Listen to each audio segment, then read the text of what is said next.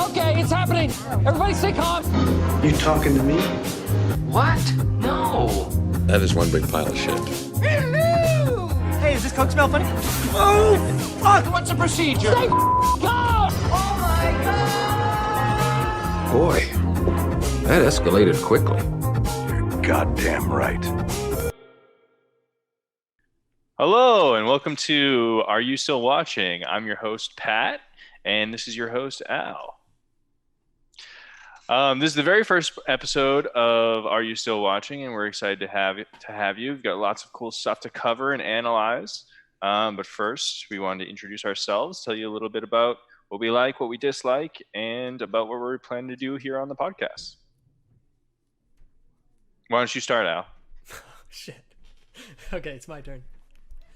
Hey, what's going on? My name's Al. I've loved movies forever. I spent a ton of time when I was a younger kid making short films with two of my friends. One of them went on to make all the special effects for Batman vs. Superman, and the other guy has a filmmaking job out in Hollywood, so I became a fucking salesman. I took all my money from sales and bought a sick, cool computer, and now I'm doing a podcast about movies with my friend Peej. Perfect. And I'm that friend. My name is Peej. I love movies. I love analyzing them, breaking them down, comparing them. Reason why we're doing this is we always have friends coming up to us because they know we like movies. We watch movies, asking for recommendations. Everyone's got so many streaming options available today. We thought we'd put our recommendations in one place. So I'm probably more, I'd say, an average viewer. I like popular stuff. I like Snatch, Forgetting Sarah Marshall, Goodfellas, The Prestige. Those are some of my favorite movies. Not a huge comic book guy, really. I don't really love comic book movies. And so I know Alex probably has that covered.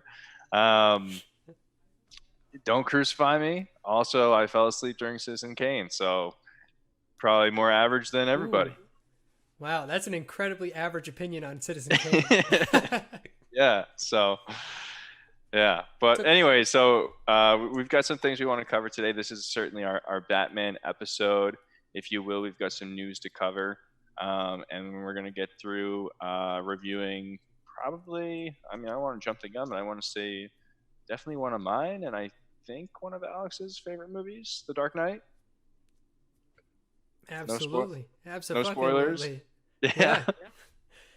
Before we get into The Dark Knight, we're going to jump into some news. And for the Batman episode, we have some very specific Batman news. The Batman, featuring Robert Pattinson, has been delayed, or so I hear from Pat. Pat, catch us up. What the fuck is going on with this? Yeah, so I saw an article today. Due to coronavirus, they had completed 7 weeks of shooting, and the release date is June 25th. But they decided that they don't have what they need. Due to Corona, they don't want to take any undue risks and jeopardize Robert Pattinson in the cast. So they're pausing filming indefinitely until they have more information, like most of the industry around the world right now. And it's indefinitely paused.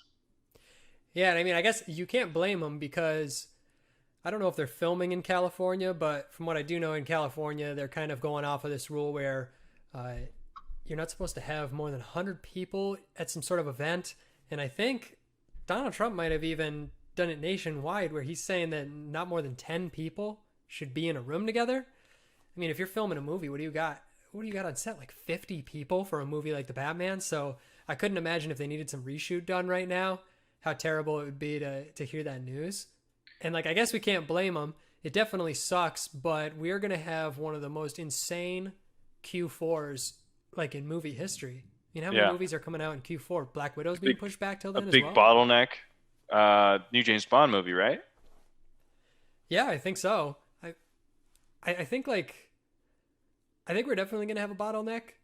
Yeah. When it comes to profitability for movies at the theater. Mm-hmm. But in terms of the fans, I don't really give a fuck if Paramount Pictures makes $100,000 less dollars. I do not care. I'm going to go to the movie theater 5 times a week come September. Yeah, I don't think they're a sponsor of ours last time I checked, so I officially don't care if they make money or not. I just want to watch the movie. But I do need to ask you, Al, and I know you're going to have more information on this than I do. How does this film fit into the whole Batman universe? Is this because I watched Joker earlier this year, and like the rest of the country, I loved it. I mean, I don't want to speak for you, but I thought it was amazing. And I love the character. I love the universe that Todd Phillips created. Is this part of that? Is this back to the Christopher Nolan Batmans? What's going on here? Yeah, I mean, one thing that I found super interesting about Joker is that the original intent was to just make a single film. But you know how that goes with studios. You get a studio to fund a film Made a that's lot of money. supposed to be a single film. It makes a lot of money, and then they turn it into a giant, the next Saw franchise or, Yeah. you name it. Like, so when the Joker had that much success surrounding it, of course, you could figure that the studio was going to try to turn it into this giant series involving the new Batman and everything. But from what I've heard, Joaquin Phoenix does not want to do another one. Ooh. So if Joaquin isn't involved, can they really even connect the dots? Or I doubt it. I mean, he was that whole movie. So why is it that it's always when you want it, they won't give it to you, but when you don't want it, they shove it down your throat with these sequels and reboots and all this stuff? Dude, I don't know if I agree. I kind of don't want the Joker to be connected to the new Batman. I don't know, maybe they could do an incredible job. Obviously, the Joker was really well directed, but I personally like the idea of directors going in, doing one movie, and then leaving. And I think, like, when it comes to the Dark Knight series, Christopher Nolan I think you're going to catch some flack here with our movie coming up. I mean, Christopher Nolan actually had a similar situation when it comes to the Dark Knight series. He wanted to do it the way he wanted. If you notice that Batman Begins looks so much different from the Dark Knight, it's because the Dark Knight is how actually Christopher Nolan originally wanted to do that series. But the studio was interfering. They kind of told him where he gets his budget and where his creativity has to go. And after the success of Batman Begins, Christopher Nolan... Got a little bit more freedom. Yeah, I mean, he actually kind of held the studio hostage and said, like, I'm doing the Dark Knight the way I want to do it, not the cartoony way you want me to do the second movie. So I'm going to take over from here. And they continually asked Christopher Nolan if he wanted to be involved in not the Avengers series, the Justice League series. Yeah. Because they wanted to somehow tie the Dark Knight trilogy into the Justice League series. And Christopher Nolan said, just fuck off. And I appreciate that. So, but he was actually a producer to Superman vs. Batman, wasn't he? Was he? I'm pretty sure he was. No kidding. That's why when that movie came out, I had some hope that it wasn't going to be just garbage, which obviously it was. I had no hope by the time Justice League came around. My faith in DC movies was just already in the toilet. So yeah, what a difference between the Brinks trucks that are just being backed into Marvel and the movies that are just getting thrown off the back of the truck that the DC universe is throwing out there. It's really a shame how the two studios treat superhero movies. But to that note, that's another reason why if I was involved in the production of the Joker, I might not want it to go any further than the single film. That's a good point. But I personally like how the Joker movie could, minus a couple different plot holes, the Joker movie could almost fit into the Dark Knight trilogy, the Nolan trilogy. There's a couple aspects that make absolutely no sense because obviously they aren't connected, so you can't entirely connect them. But when I was watching the Joker movie, well, I mean, the Joker... Because I want to make a case for this. Because I did. Oh well, we can discuss that. After we talk Dark Knight, let's get into that after then. But I was just like you. I found it really entertaining how I could put those two movies in the same universe as it is and just say, hey, I love the Joker. I love the Dark Knight trilogy. I don't need the Joker to go anywhere else. I'm just gonna pretend it's the fourth movie in the Dark Knight trilogy and like really enjoy those four movies as a piece. Don't forget Suicide Squad. No, I will forget Suicide Squad. Now they're making another one of those too, right? But a standalone Harley Quinn movie. Yeah, is that? I've seen a trailer for the Harley Quinn movie, I believe. Yeah, I think so. Yeah, I can only imagine that movie's going to be absolutely fucking terrible. Actually, I'm pretty sure early screenings have happened. I think I watched a Chris Stuckman review of the Harley Quinn movie, so they're showing some people that movie. I could be talking out my ass right now, but as far as my memory serves me, I thought I saw him review the movie, and I'm pretty sure that his thoughts were as negative as you'd expect. Okay.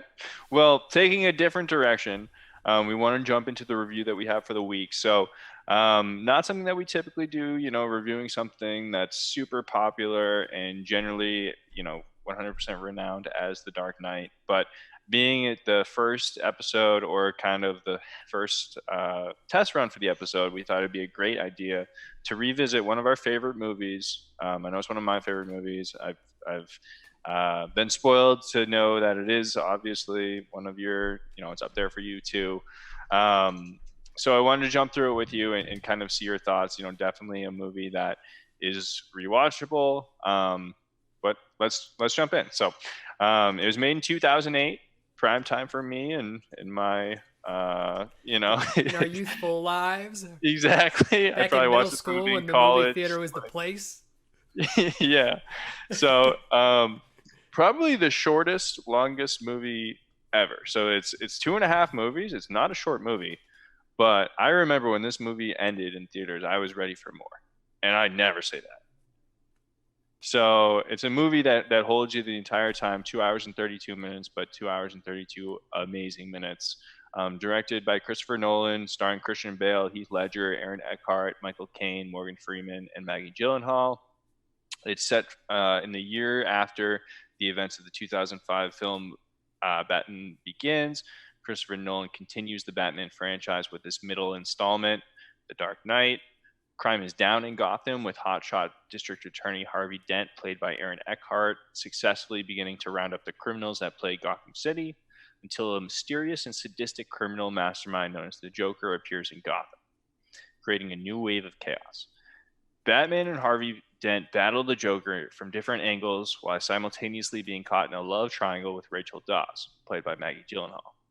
Christian Bale reprises his role as the Cape Crusader, starring opposite Heath Ledger, who gives an award-winning performance.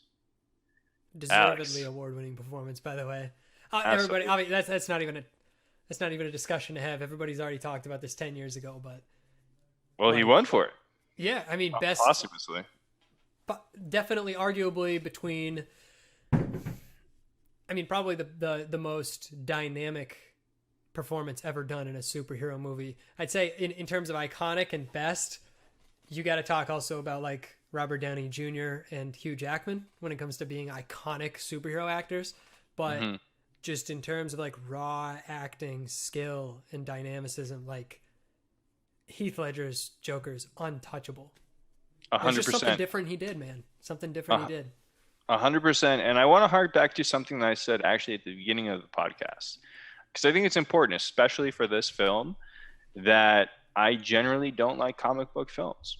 And I bring that up because this movie is not really a comic book film. Like you can throw out the book and it's a standalone amazing film. You don't need superpowers to be around for it and to make it make sense. Yeah, you don't even need to know who Batman is from the comics.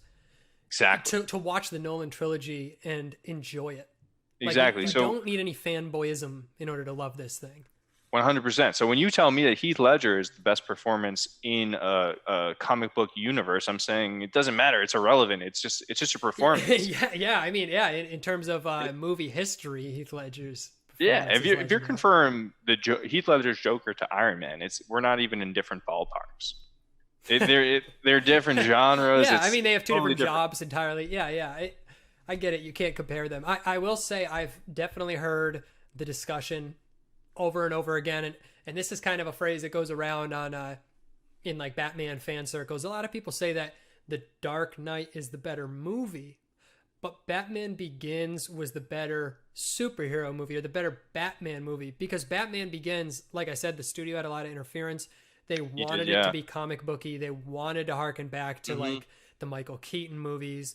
The buildings look silly. The bridge that the train drives across is like something from the year 2086. Looks cartoony. Yeah, absolutely. And then The Dark Knight is just Chicago. So like I see where people are coming from with the idea that Batman Begins is more of a comic book movie and The Dark Knight is more of a movie. But to that, I kind of say go fuck yourself, because the whole point of Batman, like Batman, just like any legendary superhero, he has tons of iterations. The comic books that The Dark Knight was based on were similar to that. They were gritty, they were realistic. That's the whole point that Christopher Nolan was going for. And just because it is gritty and realistic doesn't make it not a superhero movie. And I guess I'm kind of hypocritical, because I do think the Joker movie is not as much of a superhero movie. It kind of crosses the line into being more of a movie to me. Mm-hmm. But I mean, The Dark Knight is Batman. It's as Batman gets. Like, find me a Batman fan who doesn't love The Dark Knight. It is the most truest depiction of Batman that there's been, regardless of how much it steps away from the fantasy side of things. Rank your Christopher Nolan Batman movies 1 through 3. My list is just totally cliche. It's Dark Knight is number 1, Dark Knight Rises is number 2, and Batman Begins is number 3. That's not a bad number 3. Okay. What about you? A little different. Actually, hugely different. Number 1, Dark Knight. Number 2, Batman Begins. Yeah. Number 3, Dark Knight Rises. I just love an origin story. I really do. And I couldn't get over the ending of the Dark Knight Rises. Wow. How he just like takes a helicopter or whatever he was in a jet and takes a nuclear bomb and just like flies it 5 miles into the ocean. And then he's alive in France at the end of the movie or something. Oh, it's so dumb. I'm just going to fly this nuclear bomb within throwing distance and everybody's going to be safe. And then survive too. Like, and they never explained it. Oh, that really. Yeah. So I mean, The Dark Knight Rises had twice as many plot holes as The Dark Knight plus Batman. 100%. Yeah. I mean, the Dark Knight Rises was really fan servicey for me. I loved the ending, but it was only because I'm like, oh, Batman's alive, and now Robin's gonna be a hero. It had nothing to do with like the quality of writing, because I know they fucking shoehorned 6 of those plots in at the end. Yeah, I totally feel that The Dark Knight Rises was more of a superhero movie than Batman Begins, because of all these characters that they shoved in there at the end. Yeah. Catwoman, Joseph Gordon-Levitt. They even brought Cillian Murphy back for a couple scenes.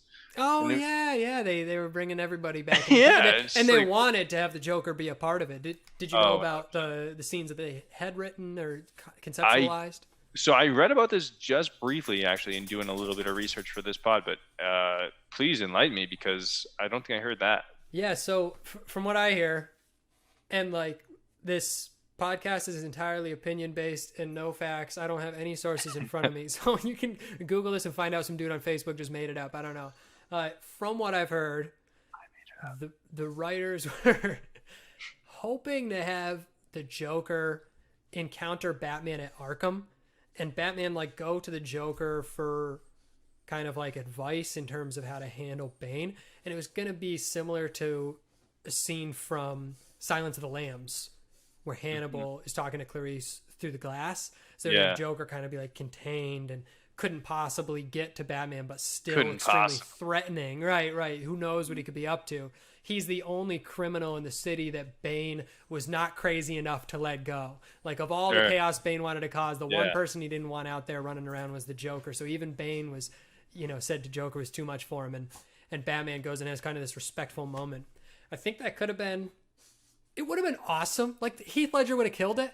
But like you said, they were shoehorning every possible character into that movie. Yeah. And it would have been like that. It would have been... Batman. It's like, listen, I don't need Ocean's 11. All right, this is yeah, dude. They got everybody and their mother in that movie, and I think like personally, one plot that I don't appreciate from The Dark Knight Rises is the Natalia al Ghul situation. I didn't mind her just being this kind of new conflicting love interest of Bruce Wayne. I didn't mind it just being as simple as that, but then they had to have her. Turns out she like stabs him in the side at the very end. She could have fucked him over 600 times before and completely got. Yeah, I mean, he's Batman. You can't let him live another second. Like, he could stop everything from happening, but she just lets him go until the very last second for no. It's the classic reason. James Bond nemesis where I'm just gonna dangle you over the shark infested, moat and tell you my plan. Yeah. I hope it works out. Yeah, just shoot them. But I do have to tell you, so it's pretty close to a perfect movie for me, although it's not, but it's The Dark close. Knight we're talking about now. Yes, The Dark Knight. But I do have two problems with it. Okay. Not huge problems, but two casting issues. So, first off, I don't like Maggie Gyllenhaal in this role. Okay. I really liked Kate. What's her name? Tom Cruise's girlfriend. Winslet? No, his ex-girlfriend. No. Pacey, Dawson's Creek, You Katie lost Holmes. me. Katie Katie Holmes. Holmes. Yes, I liked Katie Holmes in Batman Begins. I wasn't feeling Maggie Gyllenhaal in this role. Gotta say it. Sure. That's number one. Number two, Gary Oldman, who I think is a pretty good actor. I just don't like his role. I don't like the police chief. I don't like pretty much anything in this with him. Yeah. That's I don't like the incredible. scenes That's a with hot him. take. It did nothing for me. And then I see him in another movie, and I'm like, wow, he's a great actor. Where did it go so wrong? And I don't think anyone else feels that way. Just me. So if we're going through cons with The Dark Knight, Mm-hmm. I do have, I guess I'll ramble a little bit. My one big con with The Dark Knight, I actually felt different than you in terms of the runtime. I thought it felt long, and it had nothing to do with the number of minutes in the movie. They fully filled it, and I think the more times that I rewatch The Dark Knight, the easier it becomes to watch it. But on first and second viewing, I felt like the beginning of the third act, after the Joker blows up the hospital and turns Harvey Dent into Two-Face, then we almost have to watch a short sequence of Harvey Dent's origin as now being a criminal, as Two-Face, and he kills the guy in the taxi. And during that period, I just remember, like, dude, Batman was just in China, hospitals were blowing up. Like, the Joker, man, the Joker was escaping prison, and now we're just in, like, a taxi with Harvey Dent and, like, some Russian mobster guy. And it's extremely necessary to the plot. So, like I said, like, on fourth and fifth viewing of this movie, it's easier, and I totally understand the purpose of it. But I always felt like the Two-Face scenes were so outdone by the Joker scenes that I hated to see Batman defeat the Joker on top of that building, and he's hanging, laughing maniacally, and I'm like, wow, that is an iconic scene. Then in just a few minutes, you see Batman out on the docks, getting shot by Two-Face, and it just didn't feel as climactic. So sometimes I felt like the pacing slowed itself down a little bit, and the movie felt long. But like you said, they use every minute of the movie so well that I give them a pass. Like, it's one of the only movies I ever give a pass for having a time period in the movie that I feel like is boring. I agree. I still give them an extremely high rating, and I don't take anything away from it. But I do feel like if you showed somebody for the first time, that it would be a boring section for them. All right. Well, speaking of rating, let's get down to brass tacks here. We obviously think the movie was good. Let's see how it did. The budget of the movie was $185 million. That is that's no discount bin movie. This was a full budget, that's for sure. Especially at the time. And can we compliment them on doing practical effects in the year 2008? That 100%. Truck flip scene, as you know, everybody knows, the truck flip, they actually tied a fucking cable to a truck and flipped that bitch over at like 40 miles an hour. Incredible, dude. They used every dollar like they should have. Yeah, we'll give them props for that. Well, it seems like it worked out for them because the worldwide gross for this movie was over $1 billion. So $1,003,445,000 is what this movie ultimately grossed. As far as it was received, pretty good in that respect as well. Rotten Tomatoes got 94 critics, 94 viewers. Pretty standard across the board. My own personal review, this movie has a Peej rating of 9.7 out of 10. What you got, Al? 9.7. I think, for myself, I think I'd give The Dark Knight a 9.7 too. I was thinking when I heard Rotten Tomatoes 94, I was like, oh, really? It's got to be above a 95, man. I mean, when we're talking about the 9s and the 10s, I think The Dark Knight's in the higher end of the 9s and the 10s. I'd put it at a 97 for sure. Well, that makes it easy. We both agree there. We've got a couple trivia facts to get in here before we wrap up with what we're looking forward to going into the weekend. They are related to The Dark Knight and the Batman franchise. The first we have is a little sliding doors, so kind of a what could have been. So other actors that were interested and confirmed interested to play the Joker in July of 2006. So when casting was beefing up, we have Paul Bettany. Would have been an interesting selection for Paul sure. Bettany that would have been an entirely different trilogy. Right? Everything would have been different. Yeah, I just imagine the guy in The Sixth Sense. I just imagine him, the crazy guy. Yeah. His character. I imagine Bettany would probably be playing it down a little bit, even kind of calm, like the type of really psycho creepy. who's talking quietly and cool, and you think he's just gonna rip your face off. Yeah, I can see that. Adrian Brody, another would be very interesting. But I think thank God it wasn't Adrian Brody though. I don't think he's a Joker, man. I agree with you. Steve Carell. No, dude. No. Get out of my house with that. I can't see that either. I hope that's not even true. Well, in the similar vein, Robin Williams. I get it. Steve Carell is an A-lister. Robin Williams is an A-lister. Adrian Brody was an A-lister. Mm-hmm. And those, they have chops when it comes to like real acting. They've shown they can really act, but I think any of those three guys would have sunk the trilogy. I think it would have turned out to not be that great. I think Batman Begins would have been the best movie of them all. Even Robin Williams? Even Robin Williams, man. Honestly, maybe you're seeing something different in your head as to how he would have portrayed it, but the tone that Nolan was going for, like even Nolan says himself, as soon as he heard Ledger talking about the tone that Ledger wanted to go for, Christopher Nolan was like, yes, this is my guy. I don't know if all these other guys would have had that same vibe, judging from their catalog of movies they've done. Yeah. Well, apparently, according to the trivia, it wasn't that close. To your point, Nolan had Ledger in mind, and then, once he found that Ledger was also interested, it was kind of a done deal. Mm-hmm. And then you've got a trivia too, right? Oh, we've got another trivia. Trivia number 2. The Dark Knight is the first comic book movie to ever win an Oscar achievement in acting. Heath Ledger was posthumously nominated and won for his supporting role as the Joker, beating out Robert Downey Jr., Josh Brolin, Michael Shannon, and Philip Seymour Hoffman. Now, can I dig in a little bit on this? I don't even know if you know further into this. I wanted to talk about how 2008 was an incredible movie for comic books. Mm-hmm. Because The Dark Knight, comic book movies, of course, The Dark Knight changed the world for comic book movies, and everybody understands that. But another movie that absolutely changed the world for comic book movies was Iron Man 1.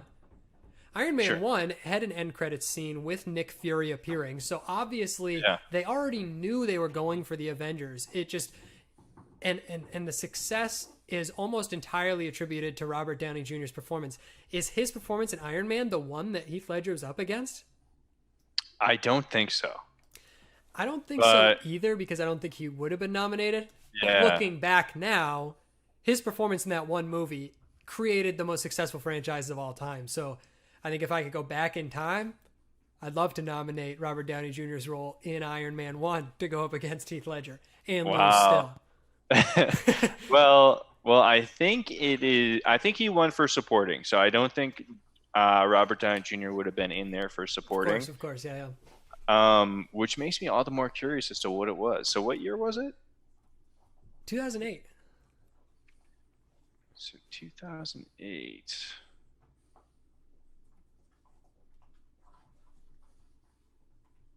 Yeah, I'm very curious as to what else there was. I know. Robert Downey Jr. must have been... Well, remember, 2008 was kind of Robert Downey Jr.'s comeback time. He wasn't Iron Man. So, of course, he could have been doing quite a few movies around that time. Okay. I actually... Oh, what movie was it? You're going to laugh. What It was Tropic Thunder. Oh, my God, dude. Let's review Tropic Thunder sometime. What a great movie. Wow, that got nominated for an Academy Award. Have you fucking seen his performance in that movie? It's an Yeah, incredible performance, dude. He's hilarious. that's I heard Robert Downey Jr. filmed The Judge out in my neck of the woods back when I was living in the Berkshires. And he filmed in this little tiny town that's really popular for tourists, but I think the population of the town is like 10,000 people or something. So there was a massive crowd. It wasn't like a city where they straight up shut down a block. When they film in a small town, they just kind of like rope off some area. It's only a few people who are even going to come anyway. Okay. They did get some eavesdroppers who came over. And this was when Robert Downey Jr. was kind of like on the comeback. I believe Yeah. The Judge came out after Iron Man, so he was famous. Was that with Robert Duvall? Yeah, it was. It was. Yeah. And I heard like only great things about Robert Downey Jr. I don't think I've ever Like heard as a person? Yeah. I mean, since Okay. he got out of prison, since he turned things around back in the mid 2000s, I haven't heard anything bad about Robert Downey Jr. From all the people that I know who met him that day. He signed autographs, he took pictures, he smiled, he shook hands. Like, apparently he was just the man. What do you got? I'm not impressed. Robert Downey Jr. is just one of the people that I've chosen to dislike. You've just decided. There's no reason. There's no I shouldn't. He It's seems like a because- nice guy, It's because he's the headliner of the biggest comic book movie franchise ever. That could be it. I just think he's too well liked. It's very similar to Dave Grohl. Dave Grohl is just like everybody likes him. He's You just hate too well Dave liked. Grohl. I hate Dave Grohl. I Kidding me? love Dave Grohl. Exactly. Who doesn't? Yeah. Why doesn't he bring a kid up on the stage with cancer to have an amazing drum solo? Like, Probably will. I'm sure he already has. All right, I don't think I have any more Dark Knight trivia up my sleeve. By the way, we kind of fucked up. It was funny. I talked about the truck flip, talked about Joker's missing scene from The Dark Knight Rises. Those could have been in our trivia section had we planned forward a little bit better. Yeah, but I think A lot of fun trivia in that series. Yeah, I think it worked in well. But anyway, actually, before we go, I want to talk about one last piece of trivia. Did you know the scene when Batman is climbing out of the well and he takes the rope off in The Dark Knight Rises and finally jumps across this like 300-foot deep well? Christian Bale actually did that. really? No, No, he didn't. 100% not. That's complete bullshit. Okay. Maybe we could have Fake 4 trivia. trivia facts Spot and that one trivia. lie every How about time. two trivias and a lie? 2 trivias and a lie. What's the lie? I like that. And the other person has to guess. Yeah. That'd Yeah, I be funny. like that. That'd be funny. Play that game sometime. But before we go, we do want to send home the listeners with something to watch for next week, and also give them a little Let's insight give as us to some what we're watching, recommendations. so that next week when we're on the review, they can be up to speed with us. So, why don't you start with something that you want to recommend, something that you've seen before, is good, and if you recommend to the viewers, they're gonna like. Yeah, I'd like to give an absolutely glowing recommendation to the new Hulu show Dave, written by Lil Dicky, Oh yes, I'm so happy you co-produced picked by this. Kevin Hart. Yeah, He's got tons of people in it. Macklemore. Yeah, he's got YG yeah. in it. He's Yeah. Lil Dicky is seriously connected in Hollywood, so he does have quite a few just friends jumping in. I guess according to Lil Dicky in interviews, it was actually pretty easy to get a bunch of famous people on because they love bet. acting. Yeah. And he's just like this unbelievably personable guy. He was originally setting out to be a stand-up comedian, so comedy is in his bones. And he's actually turned out to be an incredible writer. The pacing of the show is fantastic. Mm-hmm. Whatever production team Kevin Hart got them hooked up with is doing a great job. That show, if you like anything to do with hip-hop, modern music culture, you're going to find this show absolutely hilarious, and I can't get enough of it. And the best part is that it's not done yet. They're only 4 episodes in, and I think there's going to be 4 more coming in the first season. Not quite sure, but next Wednesday we get another episode coming up, and I absolutely can't wait. Yeah, so I'm totally on the same page with you. I was excited for the show. I was a little nervous because I'm a fan of Lil Dicky, and I thought it could be good, it could be awful, and I love it. I've seen the first 3 or 4 episodes, and I'm a huge fan. I feel like it's the show's for me. It's kind of like it's. I can Yeah. see myself in him. Like we're both in the same stages of our life, pretty much. Yeah. We're both aspiring rappers with really successful careers, With hot girlfriends, super hot girlfriends, and weird messed up dicks. tons of friends from Hollywood. Yeah, If you're in your late 20s, you will find this show absolutely spot on. I agree. Al, where can they stream that? It's available on Hulu, which, by the way, Hulu, I think, is the #1 service that I would not pay any money for. But nobody in the world pays money for Hulu anyway. If you do pay money for Hulu, you're an idiot. It comes free with Spotify, which you should have. It comes free with Disney Plus, which you could have. It comes free with like 5 different things. And you can share Hulu accounts. So Hulu's the easiest streaming service to get for free. Go get Hulu. Watch Dave. That's my recommendation for the week. Good advice. Another recommendation that I have is on another streaming service that you probably won't need to buy because you probably already have. It's called Netflix. And the show I want to recommend, or it's a movie, it's called Moon. Alex, have you seen it? Yeah, I saw Moon about a week and a half ago, actually. Okay. So it's been on Netflix for a little bit, and I actually watched it probably like over a year ago at this point, and I had never heard of it when I watched it. And it was just kind of like taking a shot in the dark, no pun intended. And I was really impressed by it. I don't want to overhype it too much because I feel like it could be victim of that. But I thought it was a good movie. I don't want to ruin anything, but it had a good ending, very Twilight Zone-esque. And I thought Sam Rockwell gave a really good performance. Yeah, what did you think about Kevin Spacey in the movie too? Yeah, I thought he was Nothing great. to do with his personal life, his performance yeah, you're talking about. Yeah, I mean, I thought, obviously Kevin Spacey, not a great guy. Yeah, one of the best actors who ever lived now, unfortunately. Allegedly, yeah, but I loved his performance. I mean, all he is a voice in this movie, kind of like a Hal type role. Yeah. But I thought it was excellent. And I did too. Really a perfect casting, I think. And I think you hit the nail on the head talking about the very Twilight-esque. The very Twilight-esque the very Twilight-esque ending, and in the entire second half of the movie is super Twilight-esque. I think that movie tends to like reference a lot of old classics like Twilight Zone and 2001 A Space Odyssey, but it does so subtly and it does it gracefully, and like it still comes out looking like its own movie. Definitely, and only an hour and a half too, so it's not I know it can Quick take watch. Yeah, so it's not so bad. Cool. So that's what we're recommending. What about what we're watching? What do we have coming up? Yeah, what do you got in your queue for this week? So next week, it's going to fit in with our theme. So, coronavirus, obviously huge in the news, a lot of like end of days sort of thing. That's going to be the theme of next week's episode. It's going to be end of days theme. So we're going into that. We're going to be putting forth our Mount Rushmore of the theme, and talking to some friends. A lot of friends said, hey, you need to watch this movie, The Road. So it stars Viggo Mortensen, aka Aragon, and it looks really gritty. Have you seen The Road before? I have not. Cool. Yeah. I'm excited to hear what you think about The Road. Yeah, me too. So, I know in talking to some people, it was in their Mount Rushmore. So I don't know if it'll make mine or not, but looking forward to it. Now, and it's free. It's free to stream on YouTube. So easy to watch. Free on YouTube. Is this a temporary thing, or?